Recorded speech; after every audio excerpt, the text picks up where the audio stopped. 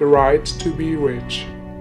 Whatever may be said in praise of poverty, the fact remains that it is not possible to live a really complete or successful life unless one is rich. No man can rise to his greatest possible height in talent or soul development unless he has plenty of money. For to unfold the soul and to develop talent, he must have many things to use, and he cannot have these things unless he has money to buy them with. A man develops in mind, soul and body by making use of things, and society is so organized that man must have money in order to become the possessor of things. Therefore, the basis of all advancement for a man must be the science of getting rich. The object of all life is development, and everything that lives has an inalienable right to all the development it is capable of attaining. Man's right to life means his right to have the free and unrestricted use of all the things which may be necessary to his fullest mental, spiritual, and physical unfoldment, or, in other words, his right to be rich. In this book, I shall not speak of riches in a figurative way. To be really rich does not mean to be satisfied or contented with a little. No man ought to be satisfied with a little if he is capable of using and enjoying more. The purpose of nature is the advancement and unfoldment of life, and every man should have all that can contribute to the power, elegance, beauty, and richness of life. To be content with less is sinful. The man who owns all he wants for the living of all the life he is capable of living is rich, and no man who has not plenty of money can have all he wants. Life has advanced so far and become so complex that even the most ordinary man or woman requires a great amount of wealth in order to live in a manner that even approaches completeness. Every person naturally wants to become all that they are capable of becoming. This desire to realize innate possibilities is inherent in human nature.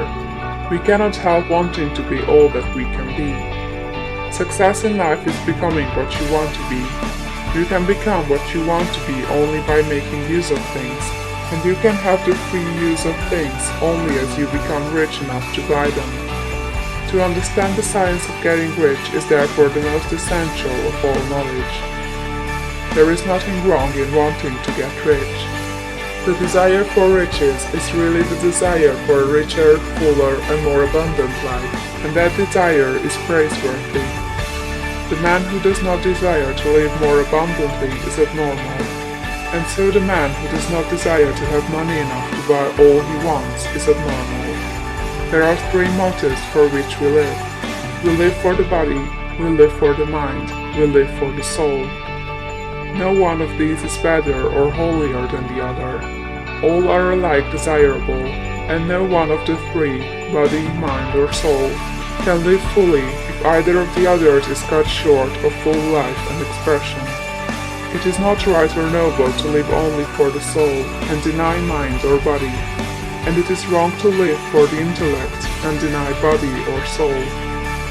We are all acquainted with the loathsome consequences of living for the body and denying both mind and soul, and we can see that real life means the complete expression of all that man can give forth through body, mind, and soul.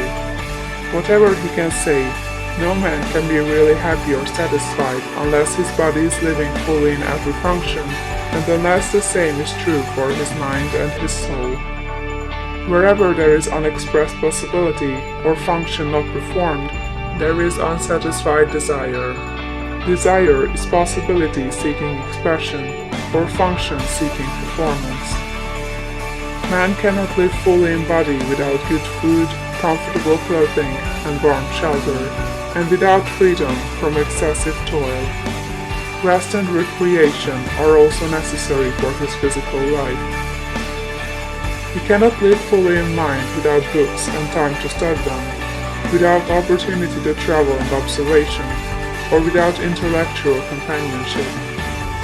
To live fully in mind, he must have intellectual recreations, and must surround himself with all the objects of art and beauty he is capable of using and appreciating. To live fully in soul, man must have love, and love is denied expression by poverty. A man's highest happiness is found in the bestowal of benefits on those he loves.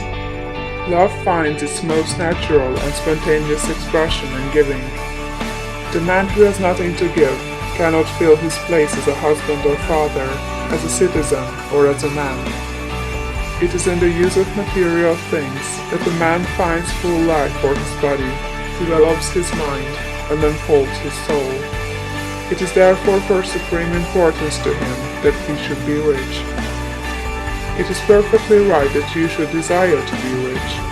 If you are a normal man or woman, you cannot help doing so. It is perfectly right that you should give your best attention to the science of getting rich, for it is the noblest and most necessary of all studies. If you neglect this study, you are derelict in your duty to yourself, to God and humanity. For you can render to God and humanity no greater service than to make the most of yourself.